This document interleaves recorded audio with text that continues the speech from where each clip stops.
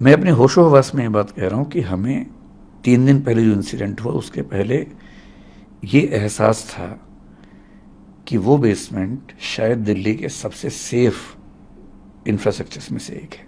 3 दिन पहले जो घटना घटी उसके बाद पहली बार हमें ये रियलाइजेशन हुआ कि कहीं ऐसा भी तो हो सकता है। ये हमारे जहन में कभी नहीं आया था। और मैं एमसीडी का तहे दिल से शुक्रिया करता हूं कि उन्होंने सीलिंग कर दी है। बेसमेंट को लेके हमें खूब आजकल नाराजगी है, ठीक है, होनी चाहिए, हम एकदम सहमत हैं कि बेसमेंट सील हो जानी चाहिए, लेकिन दिल्ली की मेट्रो बेसमेंट में चलती है, अंडरग्राउंड ही चलती है। पालिका बाजार बेसमेंट में ही है। दिल्ली के लगभग हर मॉल में बेसमेंट में बहुत बड़े शॉपिंग कॉम्प्लेक्सेस हैं, वहाँ लाखों लोग शॉपिंग करते हैं वहाँ पर, क्योंकि वहाँ की जो बेसमेंट हैं ठीक तरीके से बनाई गई हैं। और कमर्शियल मॉल की तरफ से हमें ये बार बार आश्वासन मिला कि वो बेसमेंट उसी तरीके से बनी हुई है। और उन्होंने कहा कि हमने डीडीए में अप्लाई किया है कि हमें कमर्शियल एफएआर में इसका एनओसी मिले। पिछले 3 दिन में जो घटना घटी उसे देखने के बाद मुझे एहसास है कि ये केयरलेसनेस थी, हमारे दिमाग में बात कभी नहीं आई। और मैं आपके चैनल पर बड़ा खुल के कह रहा हूँ कि परमिशन कभी भविष्य में मिल भी गई तो भी हम बेसमेंट में काम नहीं करेंगे। मैं इसका भरोसा आपको दे रहा हूँ और मैं चाह रहा हूँ पूरी दिल्ली में एक भी कोचिंग इंस्टीट्यूट बेसमेंट में ना चले, और ऊपर भी चले तो फायर सेफ्टी के साथ चले।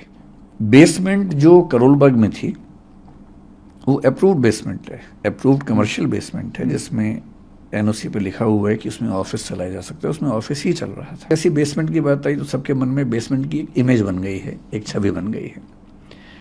छवि ऐसी है कि एक छोटी सी बेसमेंट है, उसमें कुछ बच्चे बैठे हुए हैं, एक ही दरवाज़ा है, अगर वो बंद हो जाएगा तो क्या होगा। एकदम जायज़ बात है।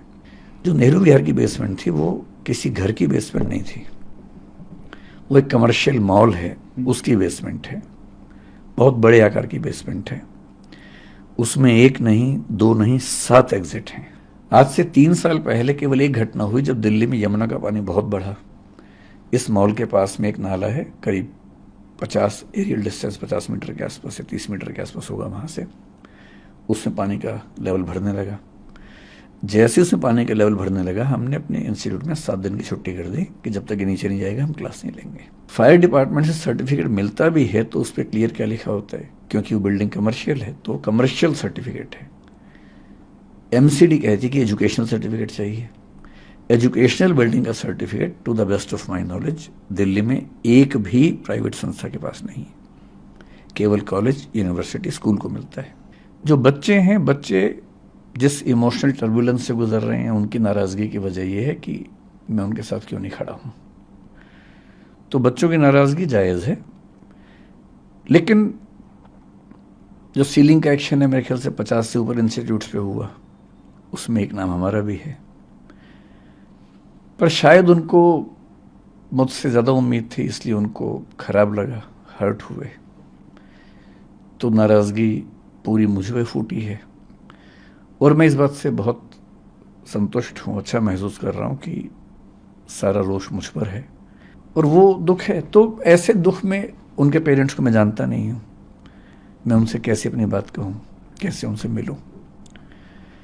दूसरा, जो विद्यार्थी इस समय आंदोलन में हैं, उनकी सारी बातें जायज़ हैं, लेकिन वो जिस उम्र में हैं, जिस गुस्से में हैं, थोड़ा सा ये भय भी होता है कि अगर हम जाके बात भी करें तो उस समय वो पूरी बात सुनेंगे या नहीं सुनेंगे।